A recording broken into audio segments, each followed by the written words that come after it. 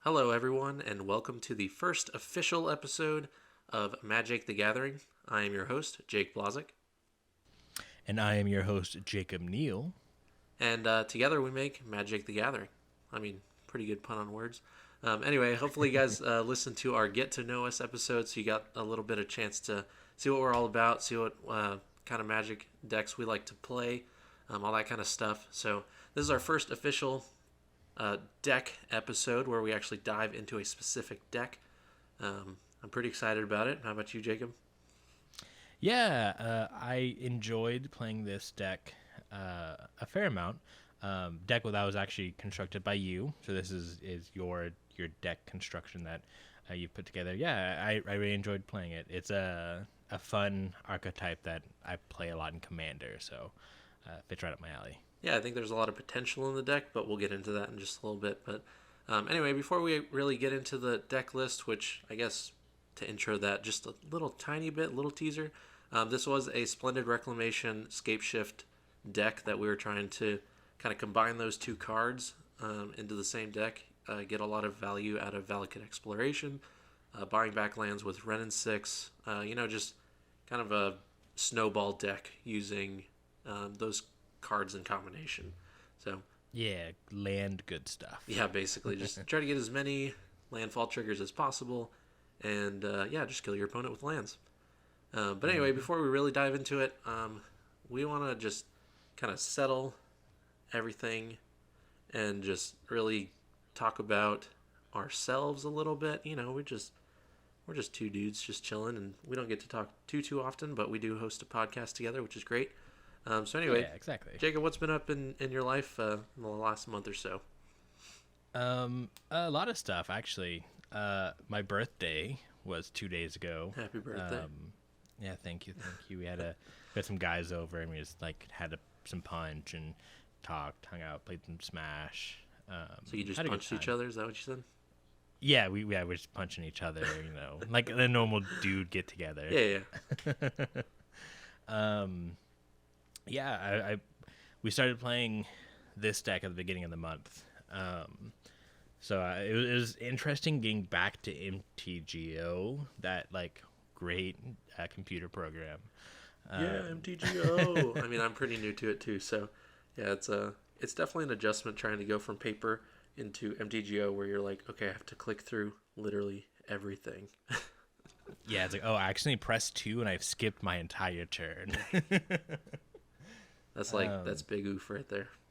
Oh yeah, it I Happened more was than once, tilted. of course, but you know. Yeah, no, I was tilted to our last league, and me doing that didn't help.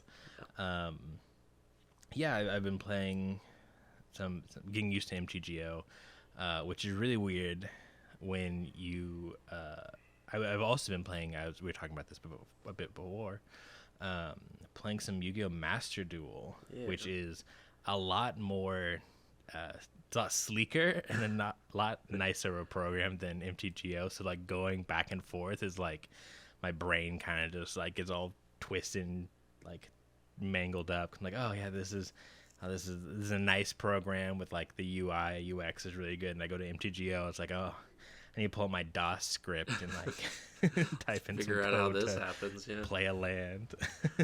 Is it more akin to maybe Magic Arena, like in terms of sleek UI? Yeah, I would say like it's a combination of like um, Hearthstone and Arena. Okay. So there are some like kind of like big flashy like animations that they have, but like the crafting system's a bit akin to like a Hearthstone, or like even like Duel Links. If anybody else has played Duel Links, you have like the gems that you use to buy packs, and then you can like craft. You get like gems and stuff from breaking down cards, so you can always craft ultra rares or secret rares with other ultra rares and secret rares that you get. And so as of right now, the economy is not like super great. They've had their first big event where you can get like 2,000 gems, and there's like 1,000 gem you can buy 10 packs, and you also like you have like daily missions and stuff like that. But it's a nice program. Like it by itself, I think Konami's like put in a decent amount of work, and like I really want to have that with Magic, but not Arena, because Arena's economy is so garbage. Yeah. That I mean, that's probably why we'll never have like historic or standard. Well, I mean, standard's just kind of boring in my opinion. Sorry, standard players. But yeah, we'll never have like historic or anything on this podcast probably because we just don't have access to those cards. Like, I mean, we have a Mana Traders account where for Magic Online where we can just get literally any card that we want, and so the inability to do that on Arena is just kind of hindering us wanting to even play that format. Yeah, like it took me a while to just get like the janky reanimator, my janky like zombies deck that I put together, and like yeah, that took me like a month or two. Just like, oh, okay, I've done my daily rewards. I'll come back tomorrow, and it's like, okay, I'm gonna pull some packs. I hope I get something I want. Yeah. And it's Or like, wild cards. yep. I was like, oh nope, I pulled another garbage rare that I will never use ever. Yeah. I mean, too, in that, like, I built, I've got like a couple of historic decks or whatever that every once in a while I hop in there and play a game or two or whatever. But it's like a black red planeswalker deck that's, I'm trying to make it as close to like my Scred deck, but you can't really do mono red. Nice. So I'm playing like black removal and other stuff in there. And then a blue black control deck because like at heart I'm a control player through and through, but and I mean you just feel the, and none of those have like alchemy cards, you know, like the brand new whatever shifted like for, or even like the Jumpstart Horizon digital only cards. So you know you just kind of feel outdated as soon as you spend 2 months trying to find something that you like and putting a deck together, and then it's just like, oh well, you can't really use this anymore, so whatever. Yeah, like I also like I was playing Runeterra earlier this year, or I guess maybe like last year. And it's like again, like Runeterra's economy is like really good. Which is super rare because I guess not rare, but it's like super weird that Riot, who has League, has like an actually like pretty fun, pretty like easy to get into like card game. They allow you to like actually just like purchase like single wild card. So let's say I'm like, trying to get like a Nasus deck, and I just need like one more Nasus. I can buy one for like $2. Yeah, which is like kind of like scummy, but I'd rather do that than have to pay like $25 to get enough packs to try to pull something I want. right. So Yeah, it's like it's I just prefer that over Magic Online, Magic Arenas right. stuff. Yeah. So anyway, well, after that big old how about rabbit hole. Yeah, hopping into the economy of card games. Yeah. Anyway, for myself, yeah, I've been just you know, going to work, teaching art, and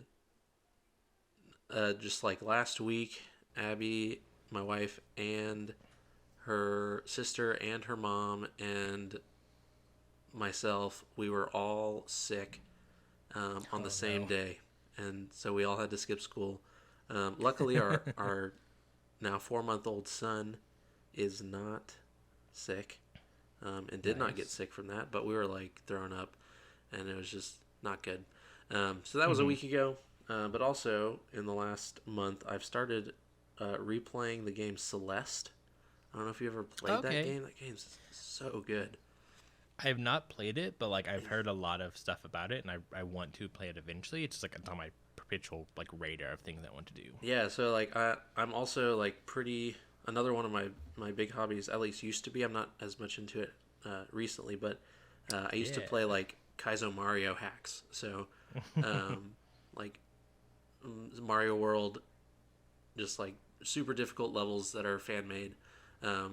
But one of my favorite content creators for ROM hacks and Mario in general started playing a new hack that was Celeste.smc. So it's basically like Super Mario World. It's Super Mario World game and like physics and stuff, but with the mechanics and like the dash and wall jumps and stuff for Celeste. And so somebody took Oh, nice. uh, like basically Celeste and ported it into Super Mario World and made it um, a ROM hack. And so I was like, oh my gosh, this is so amazing. Now I'm not going to play this ROM hack because I don't really have easy access to it. However, I am going to replay Celeste. And I didn't go through and like 100% it the first time, so I didn't get all the berries and all that stuff. So this time I'm Yeah. going through and gathering all that again. I'm also like super into Pokemon, so that's the other thing I've been doing is playing Pokemon Arceus as much as I can. Um, Yeah, my friend got Arceus, and I basically watched him play a majority of the game. Looks super fun. yeah, it's sweet. I'm not super far into it because with a 4 month old, it's pretty hard to find any time to actually just like sit down and play for a few hours or whatever. But 30 Yeah, minutes that here or makes there sense. gets you through the game eventually. Hmm. I guess another thing I've been playing is Elden Ring. That came out Ah, yeah, yeah. a couple days ago, um, and my friends for my birthday got it for me. So I've been like, I spent yesterday before I went to bed, kind of like working my way through the first little area. I want to run a faith build, so I'm gonna restart my character and try to do like a strength slash faith character, which will be super fun. Nice. I, I Yeah. I can't get myself into RPGs very much. I'm just not. I don't have that brain for it.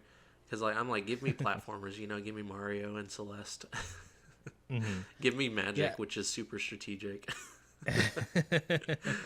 Yeah, Dark Souls is like it's a very different like way to approach an RPG because it's like people will play it for the story, but like the story is kind of like, oh, you learn about it mostly from like reading It's way in items the and like, background. Yeah, you have to look for it. yeah, and like people mostly play like Dark Souls and Demon Souls and Bloodborne just for like the really tight combat. Yeah. My brother's super into like Bloodborne and Dark Souls, so he'll replay those games at least once a year. Yeah, I just want Bloodborne to come to the PC, dude. That's like my number one thing is like just give me because I've never actually beaten Bloodborne, Mm.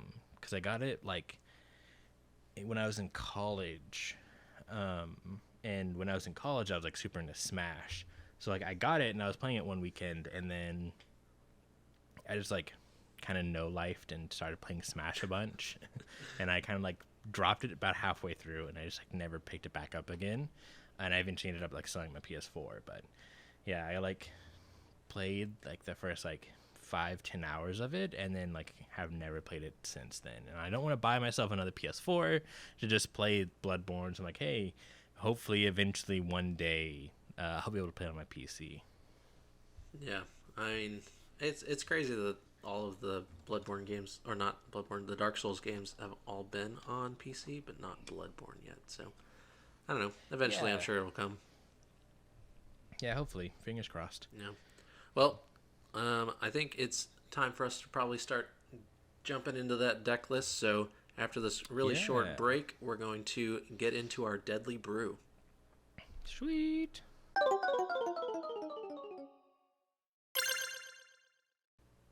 All right, welcome back, and we are going to go ahead and jump into this deadly brew. So this is, I've called it Splendid Scapeshift. So it's a deck list that initially, honestly, the first card that I wanted to brew with was Hmm. actually Life from the Loam. And you'll notice Really? that there is not a single copy of Life from Loam in this deck. Yeah. So I started my deck list for Life from the Loams. 56 other cards, what are they going to be? And so eventually I was like, oh man, it'd be really sweet to play valakut Exploration because Life from the Loam allows you to get back lands in your hand. So if you can like make extra land drops, do all this stuff, valakut Exploration is a really great way to kind of utilize that. And so Hmm. eventually I kind of was like, okay, so I also want to kind of go into Splendid Reclamation. I think that would be sweet. But then I was like, well, those are kind of a nombo if I'm taking all the lands out of my deck or out Yeah. of my graveyard, putting them back on the battlefield that I can't Life from the Loam them back. So I was eventually like, okay, well, Life from the Loam maybe not doing exactly what I want. There's probably a different deck list that goes into. And so I was like, okay, well, what if I just scapeshift all of my lands into the graveyard and then Splendid Reclamation them back onto the field, um, and just like kept this big old train rolling. I was Mm-hmm. like, what's the best way to utilize that other than Valakut Exploration, Lotus Cobra? So Heck yeah. the initial That is deck Lotus list Cobra. that I played, because I actually played 2 leagues with this deck list, and then I changed it. And then after I did those, Jacob still hadn't played any of his leagues yet because, like he was talking about, he's been really busy. Um, Mm-hmm. so we changed it again. So we've got basically version 1.0, 1.1, and 1.2 in front of us. Yes. But the first iteration that I played 2 leagues with this, was 4 Arbor Elf, 4 Lotus Cobra, 3 Azusa, 3 Titania, which I was pumped about. But as you'll Mm-hmm. learn, they didn't work out as well. Not Four really, no. Utopia Sprawl, 2 Boom Bust, 3 Ren and 6, 4 Valakut Exploration, and then 4 of both Scapeshift and Splendid Reclamation. 25 lands. Mm-hmm. There's 2 Valakuts so that you could kind of have an easy Valakut win if you know, Scapeshift with 7 lands in play or whatever. And the sideboard consists of 3 Endurance, 2 Gut Shot, 2 Red Cap Melee, which is really interesting actually. I kind of boarded in almost every match, which is crazy. 4 Veil Mm-hmm. of Summer, 1 Torpor Orb, and 3 Force of Vigor.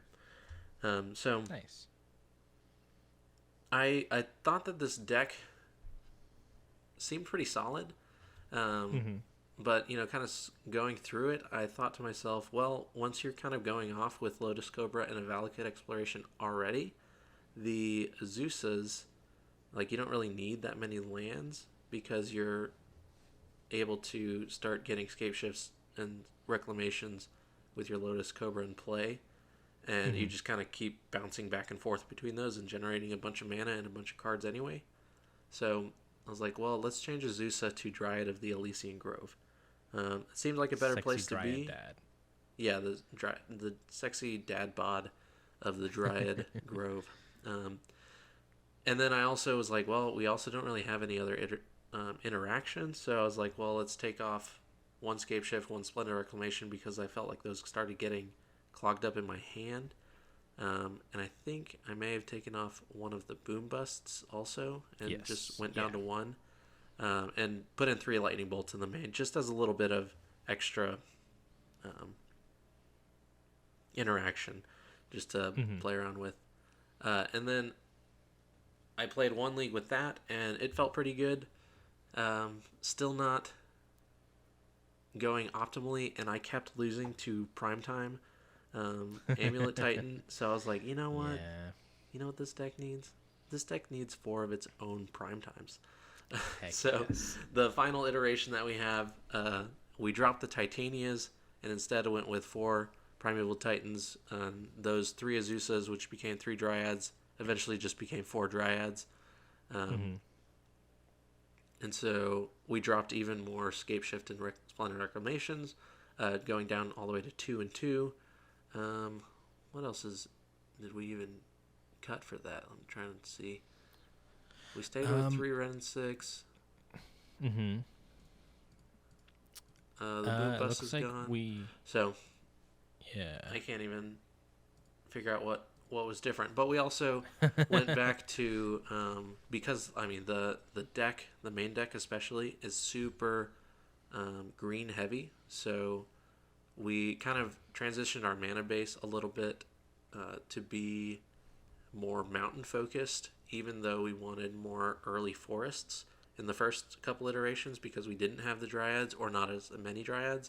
But with 4 full Dryads and Prime Times, we just went up to 4 forests and 2 mountains, only Mm-hmm. 3 Cinderglades, 3 Stomping Grounds, and that. So it was the mana base went through a couple of different iterations, but maintained almost exactly the same. And then we kept losing to some like really aggressive decks too. Like I know you lost to Burn and Obosh, and you can't tell the difference between them. They're the exact same guy. I don't know what you're talking about. And then so we really just changed one thing in the sideboard, which was doing only 3 Veil of Summer instead of the full 4, and putting in a Weather the Storm, which we probably could have put in more life gain or something like that in the board. Yeah. But, with we're only playing a small sample size, so this can definitely be we're learning. continue to be improved upon, and we'll talk about some more changes that we'll make probably later on. So anyway, that's the deck list really. We just kind of tried to make lands enter the battlefield and trigger valakut exploration. So let's go ahead and jump on straight into our leagues that we played too. So after this short break, actually. Yes. Thank you. After the short break, join us again, and we will start talking about the leagues that we played with this deck.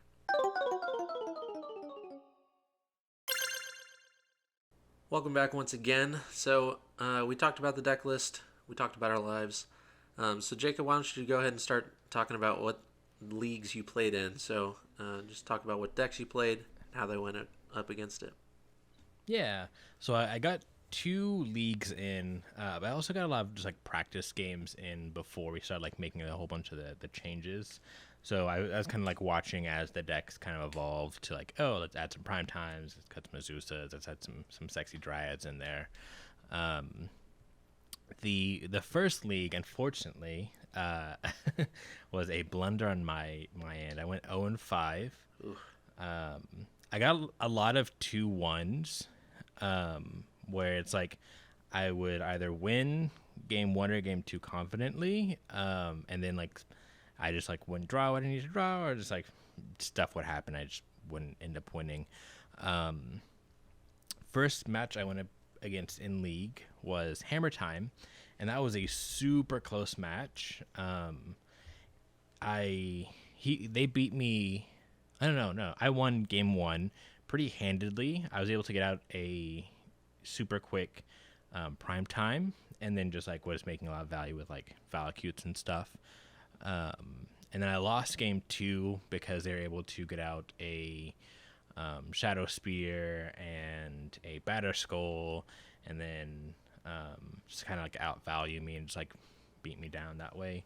And then game 3, I had him on the ropes basically since the beginning of the game, but he was able to, like the turn before he won, he was able to play out a Sigarda's Aid, and then he was able to equip a Colossal Hammer onto a Inkmoth Nexus, and kill me with Infect, and he had like 3 life remaining. It was like super close. But he got me with Infect. It's so sad. Yeah, it was super sad. I was looking at it like right then, like I just need to attack one more time, and we're good to go. I mean, Brew's coming in and trying to take down like tier 1 stuff, guys. Come on. Yeah, and it was super close. Yeah, like it was like very close to being in our favor. Second round was basically there's like the Mardu good stuff deck with like Ragavans and DRCs and Luris. So basically just like a whole bunch of just black red good things. Lost 1-2. Kind of the same situation, except so like he beat me pretty easily game 1. I got some sideboard stuff and beat him game 2. Game 3, I had like a really good hand, but only 1 land. I'm like, we got 25 lands in this deck, we'll be fine. And I never drew a land, and he beat me. So that was another 1-2. Third round was against Burn, and 1-2. Weathering the Storm really helped with that matchup. But game 3, he had the nutty 2 Swift Spears and a Soulscar Mage, and a Soulscar Mage, and then it was like Bolt, Lava Dart, Bolt, and then killed me before I like turned like 3 or 4. Ooh. I guess like on like turn 3 or 4, and so I wasn't able to claw my way back from that one. round 4, Death Shadow, which kind of just stomped me real hard. Most of the time I can get through like the Swift Spears and stuff. I can like bolt them, or like we have the Dryad, which is a 2/4, which is kind of hard for them to get over. But not Death Shadow. Yeah, It's you really start hard for getting me to incremental damage with like valakuts and stuff, if it even resolves, and then they're just like, oh well, thanks. Now my guys are 8/8s, and then you Yep. just die. Yeah, and so that game was an 0-2 from us, and then the last match was Amulet, and Amulet is just Every time I went up against Amulet, I remember texting you and just saying, "Boo!" yeah, it's Amulet like the again. Spider-Man meme but like when the Spider-Man just like really buff and like the Hulk was like, I'm just you but better. Yeah. Yeah, so that league was unfortunately 0-5. A lot of really close games, and then a couple where it was like, yeah, there's not much I can do at this point. Round 2, I got a bit better. I played against 2 Cascade decks in the second league, which just kind of beat me. So the first one was Living Death. I got close, Living End. but they were Living, yeah, sorry, I don't know why I put Living Death. It's Living End. Oh, I mean, it's a play on Living Death. Yeah. Got really close, but game 3, he was able to do Living End with the Striped Winder and the Architect of Thought. So like turn 3, he had like 10 damage on board, and then the next turn I pulled Endurance. Oh, good. So I was like, oh, hey, this is great. And then he beat me. Crashing Footfalls was just real bad. Yeah, I did not play well against them either. Let's see. Yeah, my because it's notes. Yeah, I mean, I yeah. had a major misplay against them. I have in my notes, but we'll talk about that in a sec. But it was just that deck is hard, and we have absolutely nothing in the sideboard against them. Yeah, because it's a combination of like the Living In, just like putting a whole bunch of power early, but also like has a control aspect to it. Like they had like Brazen Borrowers and like counter spells. And so I was never able to actually put down a threat to stop it, and then they eventually Blood Mooned me, and I was like, okay, there's not much I can do here. And next round, I went against a super weird Indomitable Creativity, Oh yeah, which is like was it target going something. into Sarah's Emissary? Yes, yeah, exactly. Yeah. I think they play like Sarah's Emissary and maybe even Emrakul. I don't know if you got Emrakul. Some of I the did not. decks have also been playing Archon of Cruelty, which is just okay. sweet. But yeah, Indomitable Creativity, they just play a bunch of like Dwarven Mines and Hard Evidence Played now. the crab. Yeah, the hard Yeah. evidence, where it creates a 0/3 crab and critty clue. Yeah, it's Craven Inspector. That's what people have been calling it. I love that. So Yeah, that one that deck's I sweet. won. Yeah, fairly easily. He was able to get an emissary turn, game 1, but he named land, and I had Exploration play. I had an exploration, and then I also had a prime time. So I couldn't valakut him, but I could exploration him. Yeah. Which is like the same thing with prime time on board. But you never really want to name enchantment, you know? Like, that's just kind of... Yeah. That just feels bad. It feels real bad. And then the let's see. Oh wait. Oh, I went that way. Give me a second. Yeah. Next round, I lost against blue-white control. Prismatic Ending. The note I have is Prismatic Ending is a really good card. It sure Basically, is. yeah. Every threat I put on the board with like Arbor Elf or Dryad or Exploration, they was like, oh, that was prismatic ending. That's fine. Yeah, totally fine. Yeah, and so I was Legacy All not Star able to too, stick so anything. it's Yeah, literally everywhere. if that tells you how good that card is. Yeah. And then the last one was like a weird blue red like value deck. I didn't see much of it. I won game one because I was able to turn like I was like 3 or 4 a prime time. Nice. I had like 2 Arbor Elves. Oh, I had 3 Arbor Elves, a Utopia Sprawl, and a Dryad. And so I was like, yeah, and it's like threw up my hand on the board, and he scooped when I played prime time. And then game two, I was able to get a Utopia Sprawl on land, and I was going to I tapped to play prime time, and he like drew I think like 3 lands the entire game, and then just scooped to me casting it. So I saw like a prismatic ending and like consider and stuff, but I really couldn't tell like what the actual deck was. It was like, yeah, blue red value. It may have been like blue red Murktide, but didn't really get things rolling. Possibly. I don't know. Yeah, So, yeah, I'm also not sure. But yeah, that was my record. So I ended up going 2-8.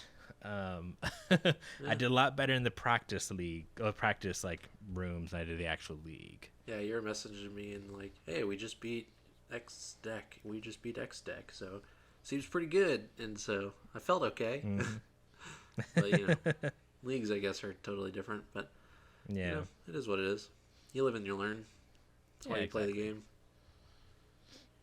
How about yourself? How did your leagues go? Yeah, so I played 3 total leagues, so I got 15 matches in, and I went exactly 2-3 in every single league.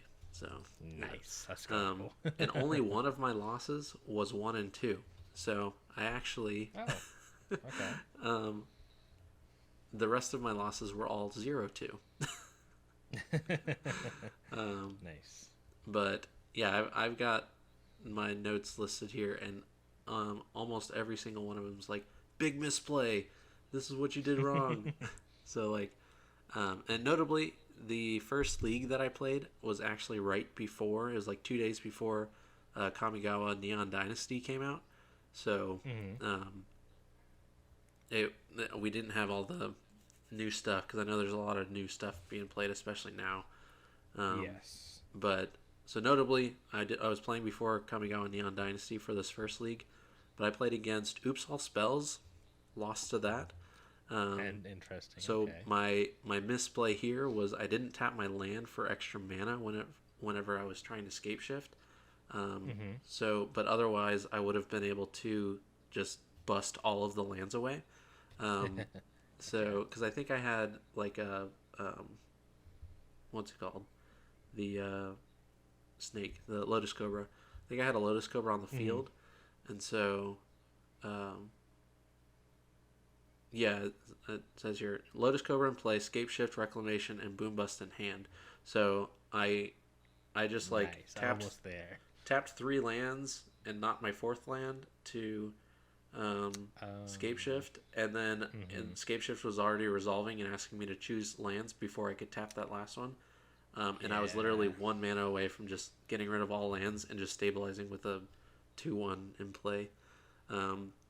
So I mean, their turn just went turn 3 Charter Belcher, turn 4 activation, both of their games. So it's like whatever. Next round I played against Blue Green Turns, so it was like it was a what was the card called? Wilderness Reclamation. Oh, Wilderness Rec. Yeah. So it's Wilderness Reclamation deck, just straight blue green, no red, which they're typically teamer at this point. But anyway, they were playing Tameo, Collector of Tales, as kind of like a draw engine and just a way to stabilize and get everything that they needed. And then they took darn near close to infinite turns with the 7 mana one that shuffles back in. What's it called? Oh yeah, that's the one that was like a promo card. Yeah. Um, Um, wow, how do I forget let me the... see it. It's like oh gosh, it's a guy and he's like yelling. Oh, Nexus of Fate. Yeah. So it was playing Nexus of Fate as its infinite turn, almost infinite turn combo. Mm-hmm. So here's my misplay here. I was I had a Titania on the battlefield and 3 fetch lands in play. Uh huh. They were at like, I don't know, maybe 15 or something like that. And Mm-hmm. I basically just F6 through their turn and didn't crack my fetches on my end step. Oh Um, no. on their end step. And Mm-hmm. so I didn't get 3/5/3s, and I left my opponent at 7, and then they basically took infinite turns after that. Oh, that feels so bad. Yeah, and then game 2, they just had a thing in the ice that flipped early and Uh huh. um, took enough turns just to kill me, and he ended up at 4 life. So it's like garbage. Yeah, that feels bad. Yeah. And I played against blue-white mill, which is like the new variant of mill because it used to be blue-black, but now they're like, Yeah. oh, prismatic ending. Jacob, that's a pretty good card. That's a real good card. I've heard people say. So yeah, they're playing that. I think they're sometimes playing Rest in Peace also. I don't know. That makes sense. But anyway, Makes a lot of sense. blue-white mill, 3 endurance and 4 Veil of Summer is very good against them. That's the only note that I wrote. Ended up going 2-1. I lost game 1, I'm pretty sure. Mm-hmm. And then round 4, 0-2 against Red White Stoneblade with Fervent Champion. Fervent Champion is busted. Yeah. If anybody doesn't know what that card is, it's like a 1 mana 1/1 with haste, and I think whenever it attacks it, like you can give another soldier +1/+0 or something. But also equipments that target it cost 2 less to activate. So that deck just plays like 3, maybe even 4 Sword of Fire and Ice in the main deck, so that you can just be like, pile them on with swords, and you basically can't kill them unless you're playing like Solitude or Prismatic Ending, I guess. Always use prismatic ending. But yeah, that deck is just, I think Aspiring Spike was the one that kind of created that deck, and it's been doing really, really well recently. What is Aspiring Spike? Aspiring Spike is a Twitch streamer. He streams basically exclusively modern stuff. He was the trophy champion this last season. Actually, he got like 75 trophies, which is a record. Oh my gosh. So anyway, he knows what he's talking about. That deck's really good. I was like, I haven't heard of that card before. What is that? Nah, he's a Twitch streamer. Shout out, Aspiring Spike. Please listen to our podcast. He'll be our guest next episode. Yeah, there you go. I think he's going to be at SCG Con Dallas, which we're planning to go to. We'll talk about that at the wrap up. But and anyway, jumping back in round 5, playing against green white Heliod combo. Game 1, I died to turn 3 Heliod, turn 4 Spike Feeder. No answers in the main deck. So what are you going to do? This was also pre Lightning Bolts in the main deck also, remember. So I didn't have that answer at all in the main deck. Game 2, they played the same. Just turn 3 Heliod, turn 4 Spike Feeder, and I red capped their Spike Feeder, and they just straight up conceded. They're like, I'm not playing this game. Nice. And then game 3, they played turn 1 Plains, turn 2 Plains, and then turn 3, they just conceded. They're like, no green mana in my sights. Then the second league, this is post Neon Dynasty, so round 1, I actually played against Mono Blue Fairy Ninjas. And so they were playing the Moon Circuit Hacker, which, spoiler alert, you might be seeing that card pretty soon here on our podcast. I'm super excited. Yeah. And then, so game 1, they just out-tempoed me. It was just, they were getting fairies online, and Spellstutter Sprite is a monster of a magic card when it gets rolling.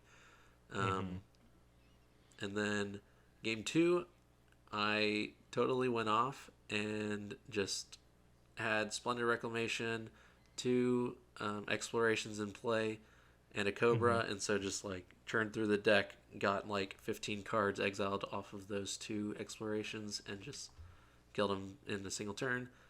Heck yeah. And then the last game, I just killed their early attackers with gut shots, and Red Cap didn't allow them to ninjutsu or anything like that, and they just conceded. They were like, well, this is kind of not working out. So Yeah, it sucks. round two of that league, I played against Teamer Footfalls, 0-2. Not a good matchup for us, like we talked about. Yeah, I makes me sad. my misplay this time was I cast a second exploration instead of a Scapeshift with a Lotus Cobra in play, and I already had an exploration, so I was like, well, and I just totally miscounted. Didn't have enough land, or didn't have enough mana to actually cast the Scapeshift, and I was already dead on board. So yeah, it happens. Round three, I played against Neoform. I went 2-1 against them, and that was the screenshot that I sent to you where I was attacked in game 2 with a 49-49 Thrasta on turn 2. On turn 2. That was crazy. It was pretty awesome. But other than that, yeah, I was just able to kind of tempo them out. I put in the gut shots because I was like, okay, well, if they like stick a Gristlebrand and just start churning through their deck, I'm just gonna gut shot them whenever they have 9 life and pay 8 life to go draw 7 cards or whatever. So I was like, all right, we're gonna get them like this. But no, they just kind of fizzled and weren't able to. I was able to get them down to a pretty low life before they got a Gristlebrand out anyway.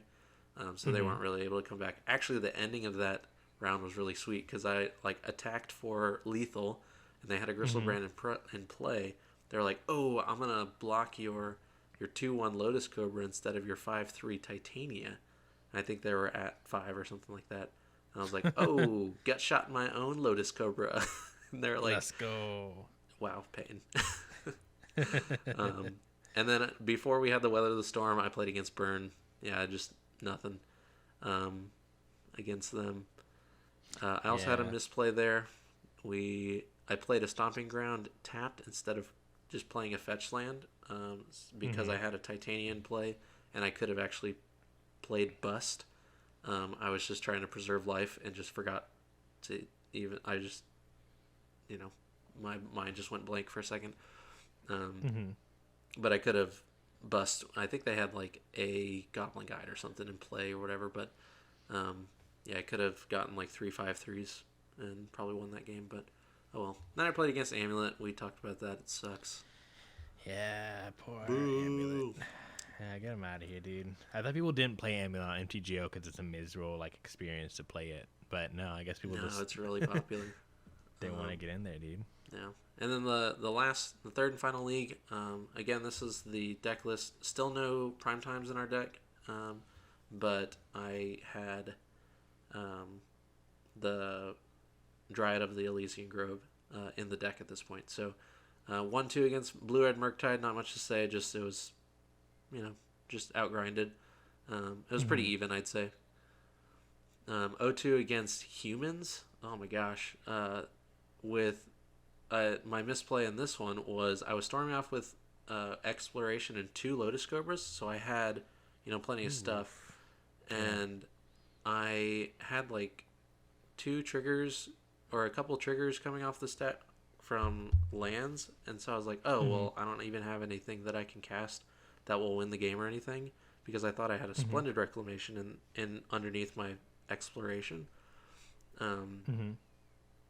And I didn't have any lands in the graveyard, so I couldn't keep going. So I was like, okay, well, I guess this game's lost. So I had a Lightning Bolt in hand so that I could, kill something. So I was like, whatever. I'm just going to make a bunch of red mana just to make sure that they know that I can Lightning Bolt them. But I should have made green mana, which is always the play that you should do. Make half and half, or more green. Because there was actually a Scapeshift underneath there, so I could have actually just killed them with a single Scapeshift. But you live and you learn again. And then round 3, I played against the 4-color Blink deck, or so I think, because they were playing all of this stuff, and it was like a Yorion deck. But game 1, I played out an early Ren and 6 and busted all the lands, and was just able to take over the game with that. And throughout the whole match, I just really didn't see any creatures other than a Fury, and I guess they just drew really poorly. I mean, I don't really even know, but it was 2-0 in that match. Brought in Torpor Orb, obviously. And that was pretty good. Heck yeah. And then I boarded Torpor Orb many a times. I never actually saw it. Yeah, that's the problem with one of, Yeah. But it's in there for those times that you do get it. Exactly. Yeah. those prime times, as people would say. Round 4, I played against Tron Prison. So this was just a straight colorless deck. They plays the Maze Mind Tomes, what's his name? The Karn, the Great Creator, with a full Karn sideboard, and Snaring Bridge.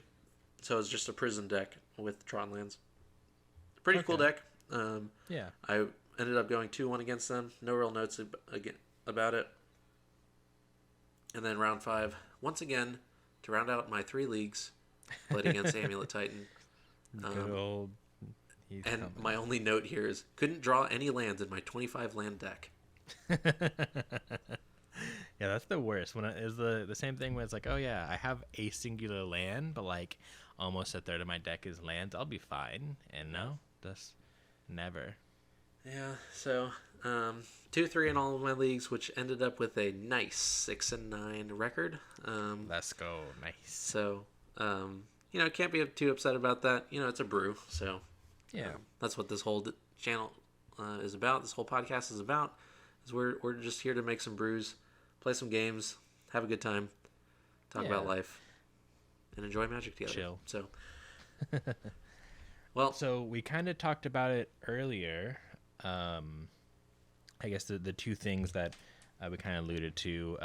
What is our next deck that we're going to be playing next month, Jake? Well, Jacob, you brewed this one up. We kind of worked on it a little bit together. You sent the initial deck list, and we kind of tweaked it together. So it's going to be Blue-Black Ninjas because Kamigawa Neon Dynasty is out. So we're really excited about that. We won't go too into detail about what the deck list looks like because there is definitely a spicy package in there. But I don't want to spoil it. So I'm pretty excited about it. It'll be a lot of fun. Good old blue-black tempo, swinging with creatures. It'll be great. Yeah. And then also SGC Con Dallas. We're going to actually be attending there April 8th through the 9th, or is it the 10th? Through the 10th. Yeah, it's Friday through Sunday. 10th. Yeah. We're going to be there. I'll probably be playing some Commander, and Jake's going to be doing some like side gigs with like Legacy and Modern. And Pauper. I'm excited to play some Pauper. Yeah, I think that'd be super fun. So yeah, we're just going to go be there, hang out, try to like advertise our small podcast. Yep. I think we're going to try to make some business cards. Hopefully we can get some t-shirts made. I don't know if that'll be possible in the before then, but hopefully that does happen because I think that would be really cool.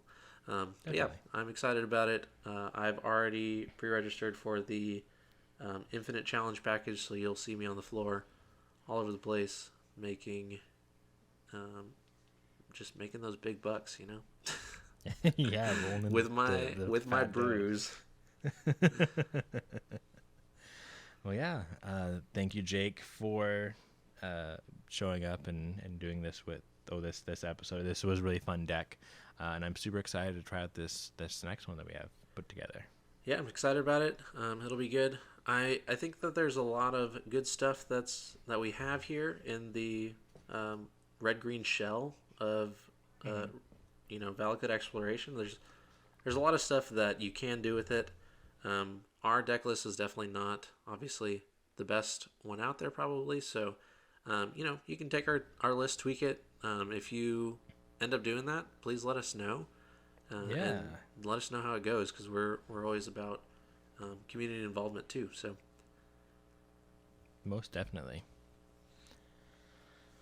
Well, awesome. Um, do we? I guess yeah. Well, we can plug our socials.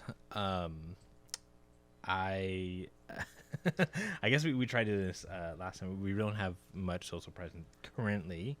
But yeah, I think I'm like at Jacob Neal at Twitter, Neill, um, and then Jacoby55 on Reddit. How yep. about you, Jake? And I'm Giant Panda 47 on Reddit. That's capital G, capital P, 47 on Reddit. You can find me on there. DM me if you want to. That's fine.